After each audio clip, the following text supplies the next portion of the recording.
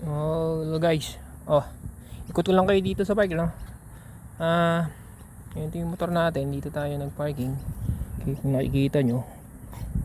Yan. So, ito yung park dito sa amin. Malapit sa amin dito sa bahay namin. Malapit lang to. Siguro mga 5 minutes drive. So, ito. Nakikita na yung buong Campbelltown. Ayan. Ayun yung bundok. So, kita nyo, ayun, parang kalikasan, maganda yung park na to. Pwede rin mag-picnic, camping dito sa lugar na to. May table, ayun oh, kita nyo ba? Tapos meron din siya yung parang ayan oh, yung parang yung family gathering, ayun oh, yun. Tapos dun, table dun, yan, kung nakikita nyo, yan. Tapos mga puno, ang ganda. As yun, yung kalikasan niya, ang ganda, para relaxing din magpunta dito. Ang sarap din ng feeling. Tapos magtayo ka ng tent dyan, tapos magdamag ka dito, tapos iho ka, barbecue. Ang galing, ganda. So yan oh, grabe, diba? Parang saya-saya. Pagkaganto ba naman yung lagi mong nakikita eh, tapos lagi mo napupuntahan, ang ganda. Yan oh, diba? Diba, isa pang camera natin. Yan. Yun. Inikot ko lang kayo para makita nyo. So doon, maganda rin doon. Yung lugar na yun, malilom eh. Doon oh. Ito, tingnan mo, may lamesa na, ready na. Tapos kung pwede ka magtayo ng camping tent dito, ayan oh. Oh, di ba? Ang ganda. Oh, ayos oh. Oh. Di ba? Hindi mo na, yung nakaraan lumayo pa kami. Punta pa kami ng Bolonggong o malapit siya. Pero maganda kasi doon kasi malapit sa dagat eh. So dito, kung gusto mo rin pala ng gantong tahimik na lugar na okay sa pang family o gusto mo mag selfie, maging senti, mag-relax, pwede rin pala dito. Ang ganda oh. Yung dagat, tingnan mo, kalikasan din yung bundok oh. Mataas na park to eh. Ang ganda siya. So pinaikutan ko ng kanina, pinaliparan ko ng drone. Ang ganda nung ang ganda ng lugar, ang ganda ng area. Oh, ang dami oh, lawak niya. Oh, grabe lawak na mo. Pag siguro pagka summer o something na siguro marami rin tao dito, marami nagka-camping din dito, nagba-barbecue. Oh, di ba? Ganda eh. Amazing.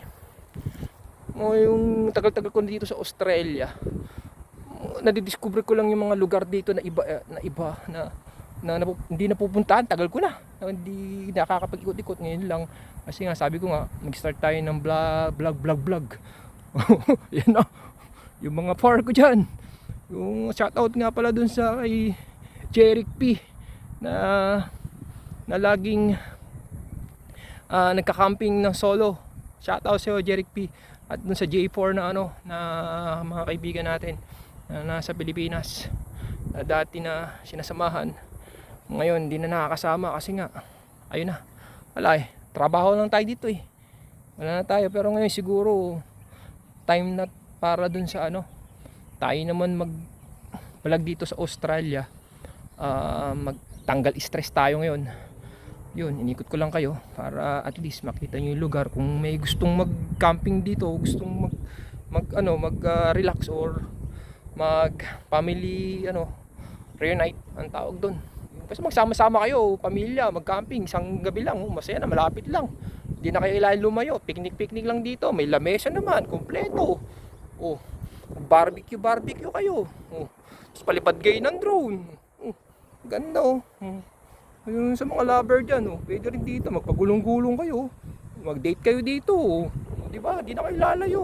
Ganda pa ng tanawin. Oh, may bundok din dun. May bangin. Pababa pa dun eh. Pababa pa siya mga guys, no. Pag nakikita nyo, pababa pa siya doon. Tapos maganda. Oh, di ba? Ayos.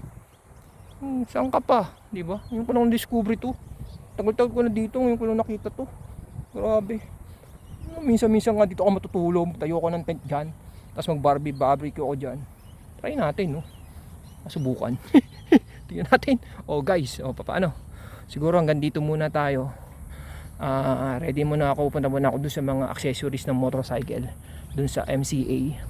So punta tayo dun, bablog ko rin para makita nyo kung ano yung mga magaganda mabibili dun. Ayun, na-intro natin palipad kanina doon. So, ito yung motor ko. Ayan. Ganito na lang guys. Salamat ha. Sana lagi tayong masaya. Happy lang tayo. Yung buhay natin, maiksi lang. Kailangan siguro mag-set tayo para at least malibang-libang tayo. Nang hindi tayo naboboring. Laging nasa bahay, work, work, bahay. Minsan-minsan maggala naman tayo. Marelax naman ng katawan natin. Marelax ang kaluluwa natin. Nang sa gano'n na yung adrenaline natin ay lumakas. At hindi laging nakahiga at lagi na lang nasa trabaho at lagi nasa bahay magluto, maglaba. Ito naman yung time na para magpahinga tayo, no. Okay guys, hanggang dito lang. Salamat. Sana lagi tayong happy. Bye.